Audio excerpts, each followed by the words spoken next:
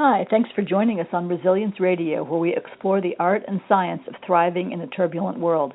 I'm your host, Dr. Linda Hoops. If you're listening to this show live and have a question or comment, we'd love to have you call in at 347-826-7314. That's 347-826-7314. You can find additional episodes on the web at blogtalkradio.com/resilience-radio. Good afternoon. We're back with another episode of Resilience Radio, and today's guest is Jim Chambers. I met Jim something like 8 years ago, and I've been crewing on his sailboat ever since. And one of the things I noticed is that sailboat racing offers a lot of experiences that test one's resilience. And so it kind of occurred to me that this notion of a resilience gym, of deliberately choosing places where you can push your resilience, push the edge of that. And then when I learned about Jim's military background, I started to see a theme here. So welcome, Jim. Well, thanks, Linda. Glad to be here. And you weren't just military, right? You were an airborne ranger, isn't that right? Things you do as a young man that sometimes seem like a really good idea. But yeah, that was me. I was one of those before I went to Vietnam. Okay, so talk a little bit about some of the kinds of challenges and adversities that you know you're signing up for when you go into that kind of a thing. Well, you come out and you're usually pretty well primed. If you're going to be infantry and you're going to be a regular Army officer, you're going to go to Ranger School and you're going to go to Jump School. These are all challenges, and these challenges push you on physical and mental levels, and you know that. But till you get in the middle of it, you really don't know what pushed is. So what did you say? What percentage of people make it out of Ranger School? Ranger School historically graduate 50%. I had 227 start my class in January, and 107 of us graduated. Okay, all right. And then, if I remember right, you, not too long after that, got shipped overseas, right? Oh, yeah. It was, at my age, the thing you did is you came out, you got you got commissioned. They sent you to the Benning School for Boys, Fort Benning, Georgia, for Officer Basic. Then you went to Ranger School, Jump School, and then you went to a troop unit, usually just passing through. You were there 6 months to 8 months, and then you were fast-tracked going to Vietnam in some various status. Mm-hmm. So then you got to Vietnam, and tell me a little bit about that. Well, the interesting story on arrival in country, I was my initial orders had me going in as an advisor to the Vietnamese Army forces, and so a whole plane load of us got off the airplane, and as we started across the hangar, they called out 6 names and pulled us aside, and they pointed over across the hangar. They said, "See that tall major over there? You guys get your bags and go over to him." And then they waved to the rest of the plane, says, "The rest of you guys go to the other door and in process." And I walked across there, and I saw the only thing that we had in common, because we ranged in rank from captain or first lieutenant to captain, and we all had Ranger tabs. So I said, "This Ranger tab has gotten me in trouble already." All right. So we did. We processed in. We didn't process. We just came through, went through the door. They handed us our issue, a weapon, and a bag to put all the stuff in. Walked out the door, got on a helicopter, and we flew away. And we went in to replace the Special Forces troops that were being phased out at that time of the war. And so I was going to a Vietnamese Ranger battalion, and that's where I stayed for a year and a day. Okay. So, I mean, we don't need to talk a lot about what it's like to be in combat. I'm sure that there's probably some things that are just not worth telling. But But from what I remember you telling me when we were planning for this show, there's a lot of nothing happening, and then all of a sudden it's just really crazy and terrifying. Most combat, especially in the areas that I was in, was just that.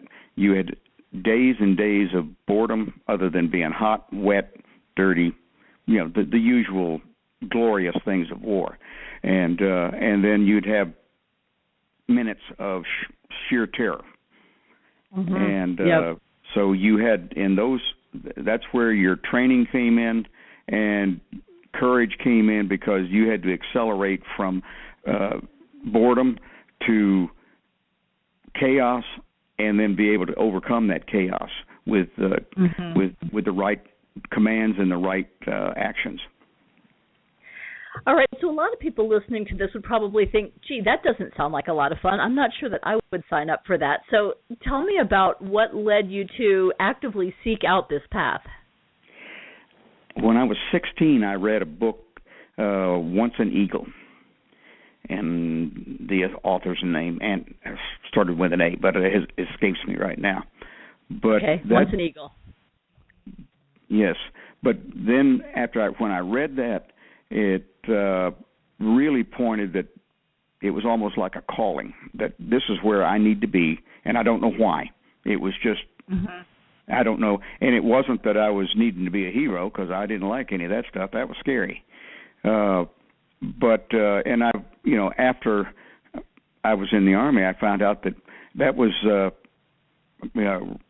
reading requirements for a lot of people in various phases of your officer training, because it does teach you about discipline and interaction with folks in the Army, and responsibility and command responsibility.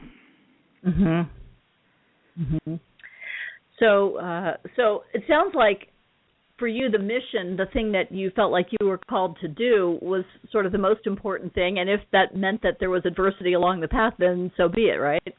It was part of the trail. It's part of the test, and it's not a fun job, but it's a job somebody has to be able to do, and that's kind of what you get out of the book. And so you learn the skills, the trials and tribulations of training, and it toughens your mettle. Well, so obviously I didn't know you during the time when you were going through all of that, but I have seen how you operate in high stress situations as we've encountered some things on the race course, and I also know that once you left active duty and went into the reserves, you certainly took on some things that included some challenges. I'm curious about, what do you think you brought with you from your military experience that helped you deal with some of the other challenges in your life? The main thing you pick up from that is you always have contingency plans, and you always try to see the whole picture, even in chaos, and you understand that people you deal with have strengths and they have weaknesses, and then you learn how to piece those strengths and weaknesses of people together to make a cohesive team. And in your personal life, dealing with family adversities, illnesses, loss of a child, all of these things, it pushes your stable view of the world, and if you don't have firm footing and knowing who you are and what's important in life overall, then it makes it hard to deal with those things. The Army's discipline and organization forced me to think logically and to always have a series of contingency plans. So how did you incorporate this as you were raising your own children? Do you feel like you were able to pass on some resilience lessons to them? I'm pretty sure I did. They went through a lot of things, as with all kids, and and fortunately, you know, they're in their mid to upper 30s now, and some of them took a bumpier road than others. But they all, when they would come back and we would talk in later life, once they had kids and families and trials and troubles, you know, they always knew, ask Dad, he'll talk me through this. And now they don't even ask me that anymore. They just do it. That's great. Well, so talk to me a little bit about how you got into sailboat racing. Sailboat racing was, I had come back from Germany in 1975 and had a temporary tour of duty in Aberdeen Proving Grounds in Maryland, and that's on the upper Chesapeake Bay. And they didn't know quite what to do with me when they got there because it's an ordnance post. And this ordnance post has combat service support officers. They don't have any infantrymen, rangers, all that like. So they said, well, we're going to make you the drug and alcohol abuse control officer, which was a little strange in my environment because of the lifestyle that I had at the time. But so that put me there. The guy I was working with had just gotten a sailboat, and he said, can you swim? I said, yeah. He says, good, because this guy was not married, and he was bringing ladies on the boat, but he was afraid to push the boat because, you know, what if one of them fell off? He knew he wasn't a good enough sailor. He says, if you fall off, I figure you can swim.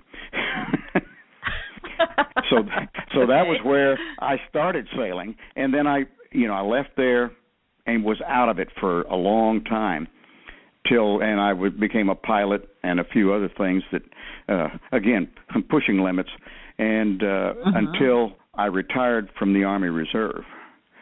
So when I retired from the Army Reserve, suddenly I had time, and so I bought a little sailboat when I was up in Chattanooga, Tennessee, and got in and started sailing and started, you know, learning how to do this. And then just kind of expanded into racing, you know, 3 years later, crewing for other people until I bought Snow Fox.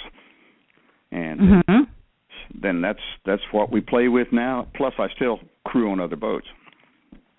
Well, so one of the things that I noticed immediately when I started sailing with you is that there are some skippers out there who get really, really wound up about stuff, and and really take it out on their crew. And I've noticed that you have a lot of skill and experience, I think, in teaching people.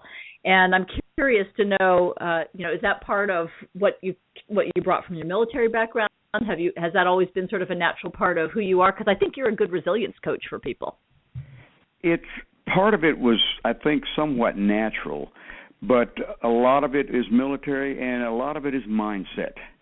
There are things that are important, and there's things that are not so important. And,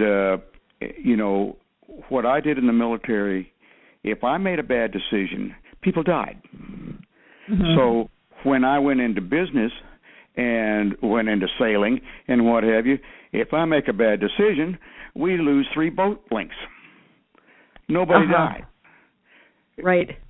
And so given that, it's no use, and I have never found that it makes the situation any better hollering and screaming at someone, because if they've already made a bad move on the pull on the lines, or they've positioned themselves wrong on the boat, it doesn't make them move any faster. It usually just freezes them up where they can't think then. Right. Yeah. So you're talking about. Go ahead. So given that, there's, as I said, there's priorities and things that are important and things that are not. The only time you'll hear me raise my voice if it's a safety issue, or we're going to break something really expensive. Well, so I know that we're just a little more than a week past the tragedy in Mobile Bay at the Dauphin Island Regatta that they had, and where some people lost their lives because some significant weather came up. And, we think of sailing sometimes as just sort of fun, hanging out on the water and, maybe having a glass of wine or something. But, there are things that can come up, whether it's the weather or whether it's equipment failure or whatever, that can really could really create some significant challenges. And so I'm curious about some of the most significant situations you've encountered while you were sailing. Well, over a long sailing career, there's been quite a few, but it's from anywhere from falling off the boat and being pulled back into the boat to the burying amas and what have you, and making sure everybody stays on the boat when we stall and the like. To this weekend when you and I were sailing with Dean, and as we were on the process of winning the first race, the bowsprit just blew right off the boat, and the boat obviously didn't stop, but only because you guys reacted. I was able to hold the boat, where the broken pieces didn't slam into the boat, and you guys recovered it. That's a mindset, and that's having to understand what happens if this happens, what happens if that.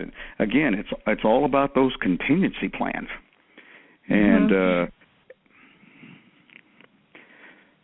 so given that, you just always you plan. You don't plan for things to happen, but you always have a what if, and the like. And again, other than a little expensive and a little scary at times, those weren't life-threatening. The issues that happened, the week ago, that was truly tragic, and it was boaters that were just overtaken by weather, and they either didn't know how or they had not prepared themselves in the past to what to do in really weather crisis situation. Yep, absolutely. So I'm curious, as I think about what we encountered this weekend, we just came back from a regatta, and the first race in the regatta, the boat broke in such a way that it looked like it was unlikely that we were going to be able to continue racing. And so I know that we sort of went through this whole cycle of sort of having to accept that we might be out of the regatta. And then I'll let you tell the rest of the story, but talk a little bit about what went through your mind after that. I mean, once we got past the danger part and we had the boat sailing again and stuff, sort of how did you process that in terms of what your options were and how you were thinking about it? Well, once I knew everybody was safe and the rest of the boat was stable and seaworthy and capable of sailing,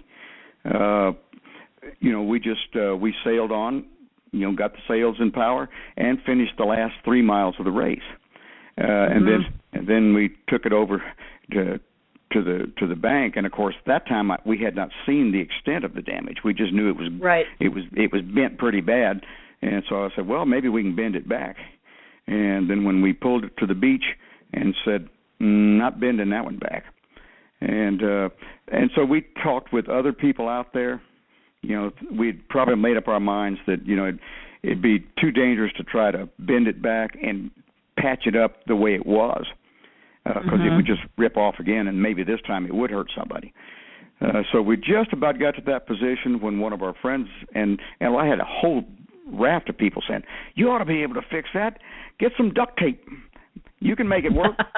And that's when our friend Rick Zern says, with a little bit of alcohol involved, says, I can fix that. And so I looked at Rick, and of course I'd known him for a long time, and I said, okay, how are you going to do that? And he kind of just gave me a gist, and I went, that could work. Or the worst case, we're already at the end of an 18-mile run. If it doesn't work, we'll sail back and put the boat away. So, we did some night planning and early morning get up and grabbing materials and splice this thing together. And I said, other than it looking a little weird, obviously it worked. Yep. there's first the sort of having to come to grips with the fact that we may be out of the regatta, but that everybody's okay. And then there's the hope and the possibility of maybe there's a fix and the creativity of that.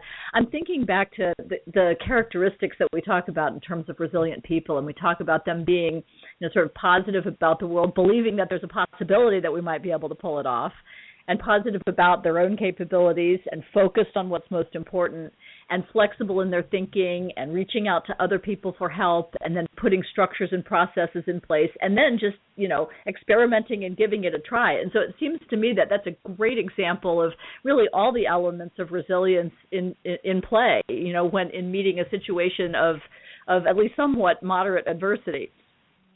So one of the things that I noticed throughout that was really, and throughout the whole regatta, and in fact I've noticed it for a long time as we've sailed, is the importance of teamwork. Resilience, in my mind, happens at the individual level, but it also is a social sport. It's really about how we support each other and how we work together as a team through crisis situations. So I have a couple of questions for you related to that. One is, how do you pick people to crew for your boat? What is it that makes somebody a potentially good team member for a boat crew? When I got Snow Fox, and suddenly I was sailing a boat much faster than my little Catalina 22 that I had before, where you could put anybody on it and not hurt anybody. Of course, you could only go about 3 knots. But when we started racing, we were trying to figure just that. How do you pick people? And I found out that picking sailors wasn't necessarily your first choice. What you need to do, and I told them, I said, if you will find me people that are musicians, dancers, actors, other kinds of performance, sports participants, and that are used to working in teams and having physical skills. I can teach anybody to sail. In fact, I'm probably a better teacher than I am a racer. But I can't teach courage, and I can't teach balance, and I can't teach attitude. And those kinds of people, because of what they do, if you can get up in front of some people and perform, either as an athlete, as a musician, as a dancer, you've got courage, and you've got confidence in yourself. Then if you learn a skill, you can apply those immediately to the new skill. So that's how I can usually see that in someone real quick as to whether they're going to make a good sailor or not. Yeah, one of the other things I've noticed that you look for too is people who have integrity, right? Who show up when they say they're going to show up and do what they say they're going to do. And yeah, that's always, If when you finally hire a crew, it better be somebody that you can depend on, because first, if there's a crisis, you got to depend on them, and two, if you want to go take the boat out and they don't show up, I know I have fired in 10 years. I probably fired 6 people off the crew, and almost every one of them, it was simply because they either missed boat time too many times, or they didn't play well with others, and then I'd fire them for that too. Absolutely.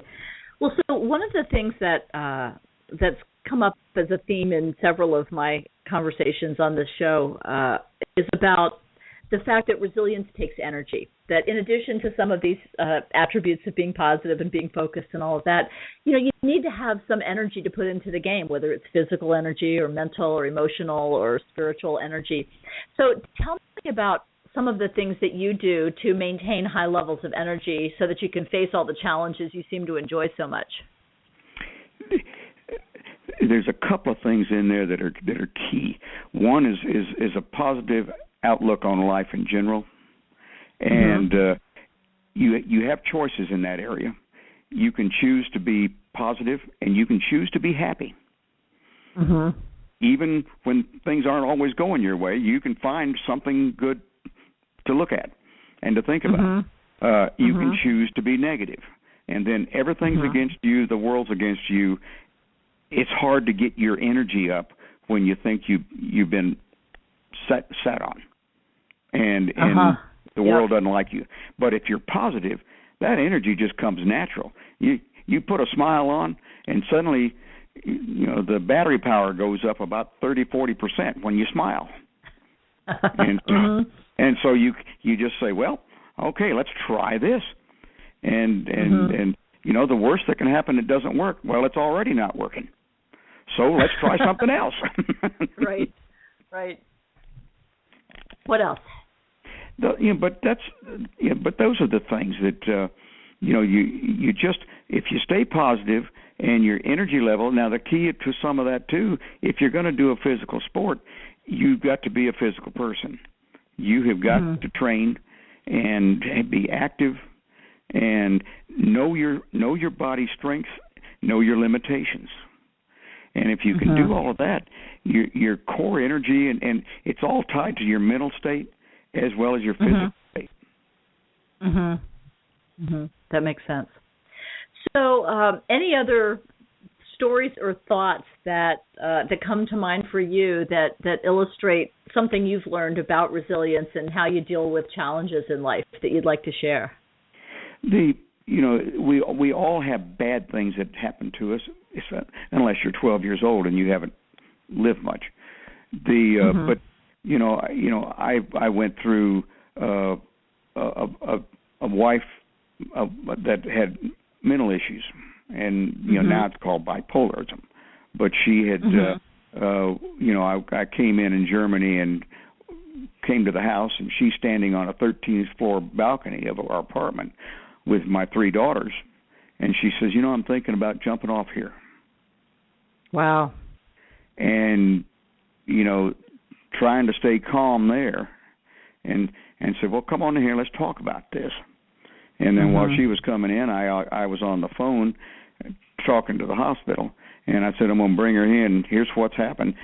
And so, I talked to the neighbors, and they took my girls, and I took her in because I realized finally there was something there I couldn't fix.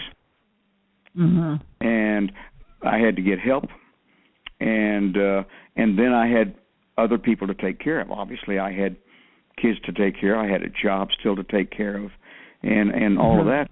And you just start putting things into priority. This must be done first, second, third, and again that good old Army discipline of just set your priorities, set your mission, and then you start executing.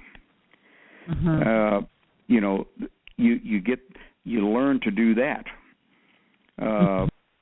And years later, when everybody was older, and I had remarried, and I inherited a son in that.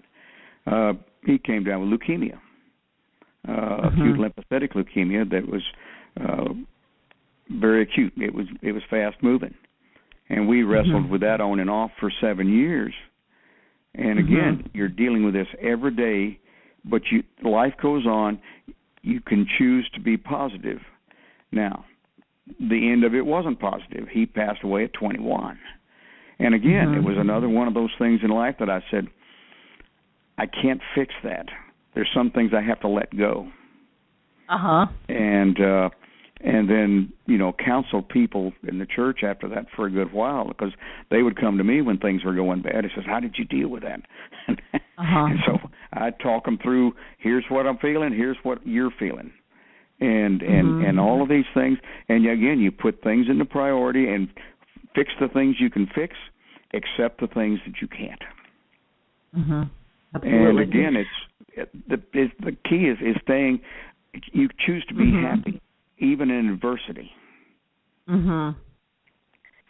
Well, and it sounds like a couple of things. One, you were able to reach out to other people for help when you needed it, and I think you've been able to use the adversities that you've faced as a source of strength that's enabled you to turn around and help other people, your own kids, the other folks in your family, folks in your church, and the people around you. I notice a lot of people in the sailing community have your phone number on speed dial when it comes to somebody who might be able to lend a hand in a situation. But I see a lot of that's because of the positive thing. They know they can talk to me, and I won't either put them down and or fuss at them. Well, I thank you very much, Jim, for being on the show. I mean, I have a great time sailing with you. I've learned a lot from you, and it's really a treat to be able to hear your story and share it with some of the folks that are out here listening. And thank you all for being out there listening, either live or in a recorded version of this show. And looking forward to seeing you out there next week on Resilience Radio. We have more great guests coming up on future episodes. So have a great day, everybody.